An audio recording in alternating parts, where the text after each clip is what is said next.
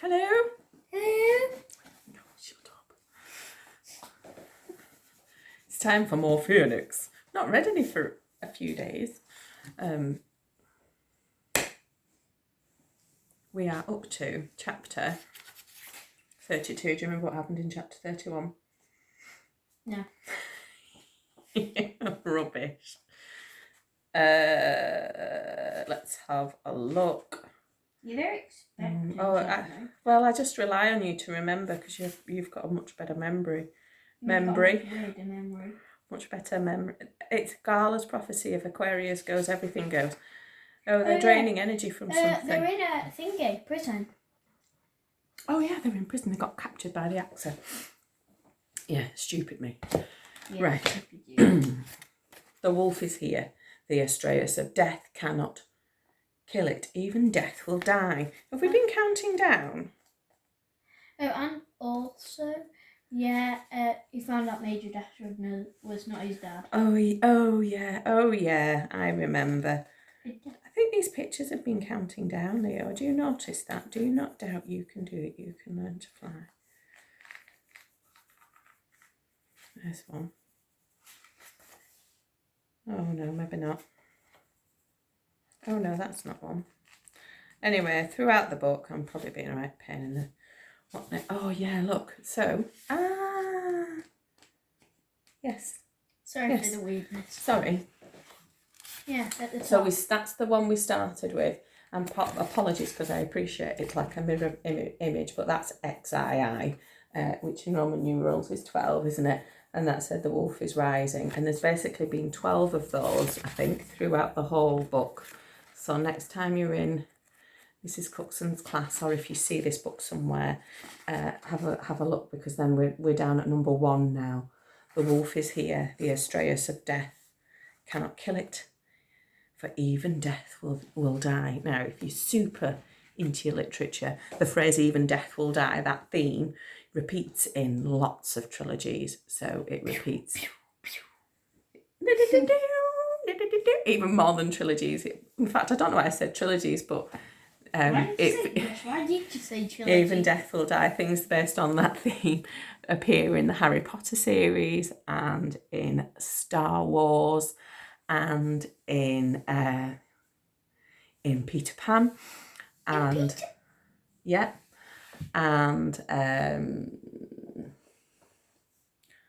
I think it's in something else, but I can't think of it. It's driving me mad. That'll drive me mad the whole time.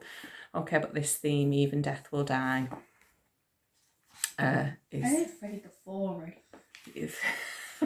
I was giggling quite a lot. I don't think it warranted that much of a giggle, but if you fancy a giggle, do switch over and watch Ice Monster. There's some, even if you're not into the story, which isn't always particularly well read by me. It is very funny. I have read it. I have read it, and Mum has read it to me. It is very funny. I've never read the whole thing though. I've never, because I'd read it some nights and then Dad would read it some nights. Seemingly I never read any of the sad bits, so I've been reading it and blinking quite a lot. Yes, anyway. And also the bit where the policeman goes, "Oh, someone's treading on me bits." That's your favourite bit, and the other bit is when Dottie says, "I think I've let a bit." Anyway, we digress. We're all about the phoenix. It's not the phoenix, it's just phoenix. There's a big white bear behind you. We've just done the white bear. I know, that's where I got it. That was funny. It is funny if you've not read it. They're funny reads as well. It doesn't matter if you're not a very good reader. If you read David Walliams' books, don't tell your mum and dad, but there's not very many words on a page. So it looks like a big book. It looks like you've read loads. They are funny. Anyway, right, chapter 32. They've been captured and they're in some prison on AXA. And they found Major What's-His-Face, and it turned out he's not Lucky's dad. Okay. Excuse me. They trudged back through the freezing cold caves in silence and sat with Mystica and Nox in the overwhelming gloom. There was nothing left to say. They were each lost in their own thoughts, their own private hell. Lucky had never felt more hopeless. He thought he'd known bad times before, but this was the worst it had ever been. He shivered. He was so cold. A deadly cold that sapped his will to live. But wait, One side of his body wasn't so cold. In fact, it felt quite warm, and it was getting warmer every moment. Fumbling with the electro-cuffs, he twisted round to touch the side of his coat. The pocket felt positively hot. He peered down at it and was startled to see a fiery glow streaming up from the opening. Quickly, he emptied the pocket onto the frozen ground, and from it tumbled a tiny chick. It was smaller than the palm of his hand, but it was complete and intact. Yes, yes, yes. It stood there staring at him with wide open eyes. Its plumage shone with crimson gold light, stunning against the cold blue ice. It's Bazooka the Second, or whatever. A phoenix. Bazooka, he breathed. The tiny bird blinked. She tipped her head to one side as if she was trying to remember something. She flexed her beak, still not quite able to speak. Bah, bah, bah, she squeaked in a minuscule voice. Aww. Bazooka, he said. She hopped up and perched on his shoulder, glowing like a little sun. Radiant with heat and light, she warmed the glacial gloom that surrounded them. Is that Bazooka? Gasped Frolics. But how? I don't know, said Lucky. I found a feather in the wreckage of the wheel. I put it in my pocket and somehow, from the one feather, she came back. Of course, said Bixer. That's what phoenixes do. They're immortal. They'll always rise again from the flames. Bazooka, said Frolics again.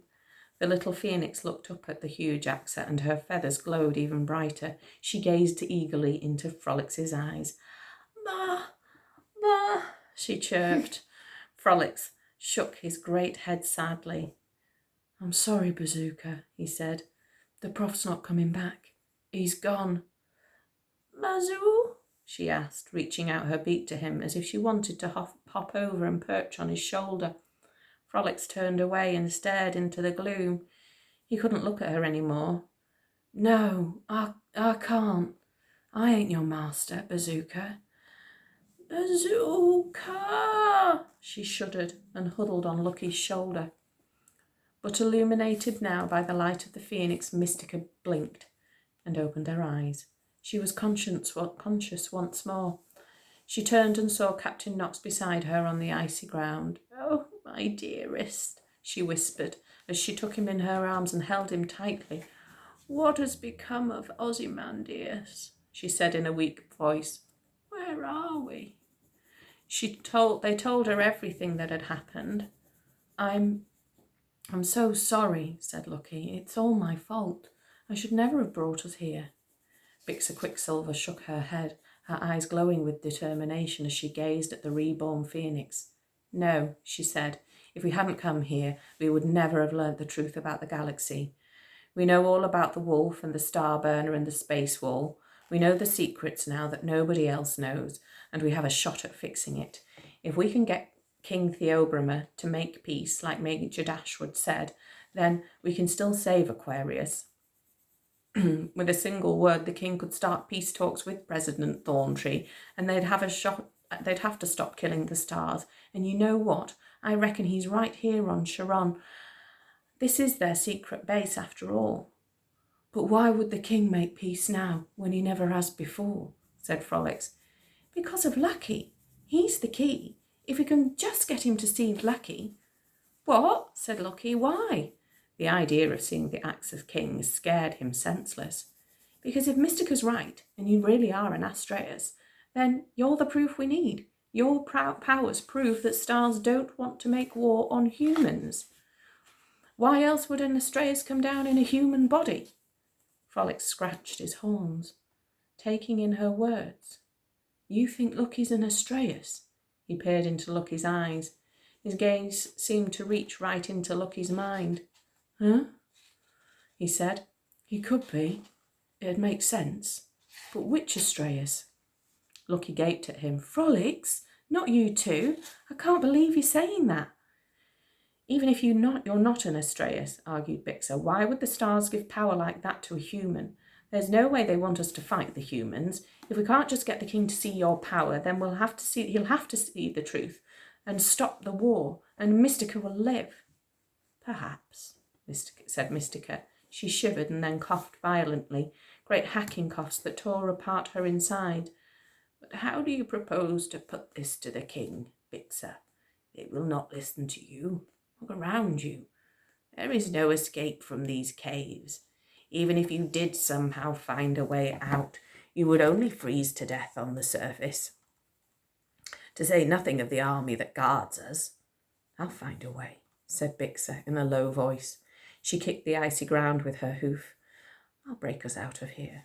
I'll fight every last one of them if I have to.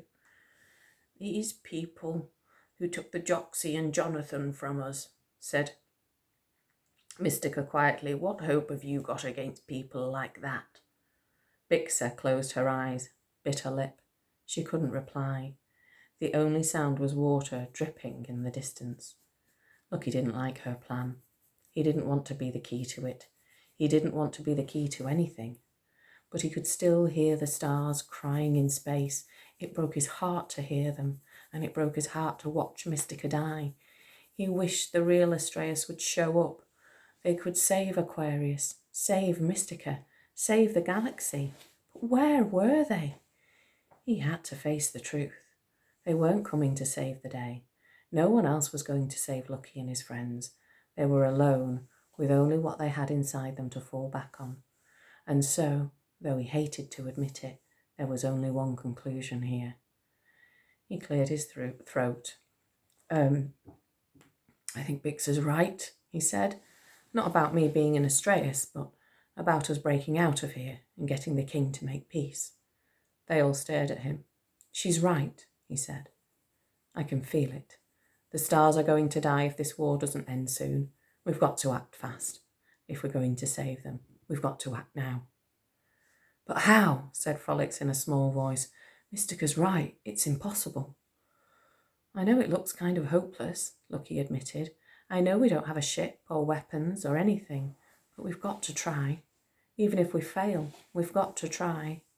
See, I've been Bixa's training partner all the way here. If she thinks she's got a chance, then I believe she can do it. She can fight her way out of this horrible place, and I'll back her up all the way. Bazooki! Chirruped the glowing phoenix on his shoulder. He turned to look at her, and her new light gave him courage he didn't know he had. For if Bazooka had survived, after all, then perhaps he might do too, despite Gala's prophecies. And so he took a deep, deep breath, steeled himself and said the words he'd sworn he'd never say again. I'll even use my power, if I have to. I'll do it, just this once. He turned to Bixa and shrugged. After all, what's the point of power if you don't use it to save the people you love? Bixa grinned. Yes, she said. Thank you, Lucky. And then she turned to Mystica. See, we have a chance. 2 of us now. What do you say? Mystica looked at the captain in her arms. I'm sorry, Bixa. I don't like your plan. It's far too dangerous, and I don't believe the captain would like it either. Bixa leaned into Captain Knox, curled up on the frozen ground.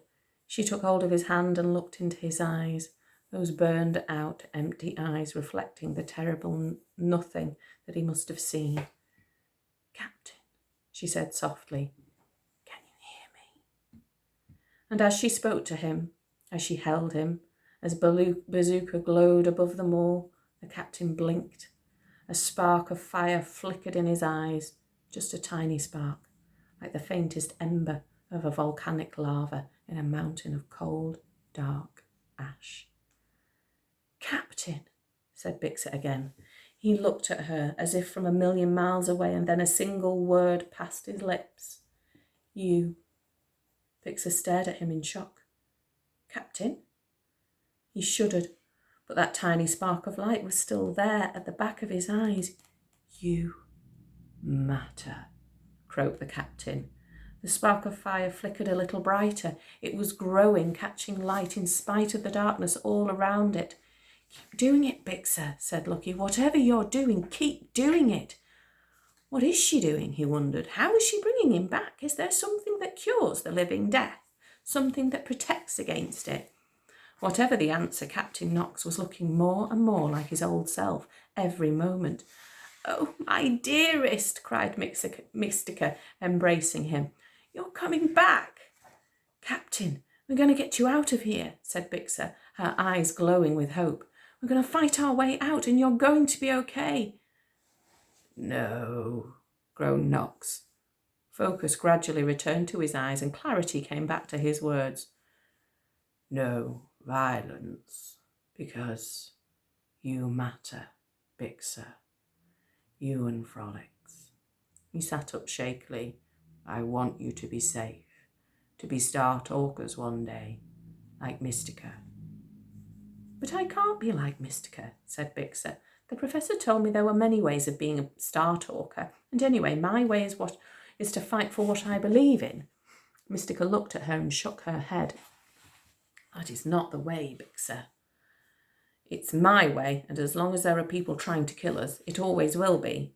"Bixer," said the captain, horns glinting in the cold blue light. "Enough foolishness. I am ordering you no violence." Bixer shut her eyes. Very slowly, she shook her head. "I'm sorry. I owe you both my life. I've always done what you wanted, but this time I can't. I just can't." She opened her eyes again and met the captain's gaze. "I don't want to do this, but if those really are your orders, then I've got to disobey them." The captain stared at her. "You cannot beat them, Bixer," he said. "They're too strong for you. They're not," she said. "They're not." The fire in her eyes rose up strong and silver and totally alive. "I've had enough of letting them do whatever they want to do with us, and we're getting out of here. I'm getting us out, and you're all coming with me." This time Captain and Mystica could not reply. They sat there speechless, staring at their granddaughter. "Good," said Bixer. "The decision's made." She turned to her brother. "Frolics, I need your help. Someone has to carry them out of here, and they can't make it on their own. Can you do it?" Frolics grinned. "Of course I can. I'll be right behind you." He turned to Mystica and Knox. "Don't worry," he told them. "I'll take care of you. I promise." Out of the shadows came a man with a moustache in a tattered Starship Commander's uniform. "Forgive me," said Major Dashwood. "I couldn't help overhearing. I can help you escape. I have a little experience of combat, if you'll accept the help of a former Shadow Guard." "We'll take all the help we can get," said Bixer. She looked at the solid steel door, the ice-encrusted rock walls, the vidcams rotating on the ceiling, and breathed in sharply, like someone who was surprised to finally get what she wanted. And now she wasn't sure she wanted it after all. But then she clenched her fists and turned to Lucky. "Right, that backup you mentioned. You ready to go and find the king and beat some sense into his stupid head?" That's the end of that chapter. So seemingly,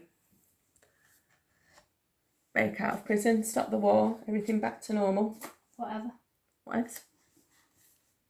Getting close to the end now. I like this book. Right. We'll see you later. Bye.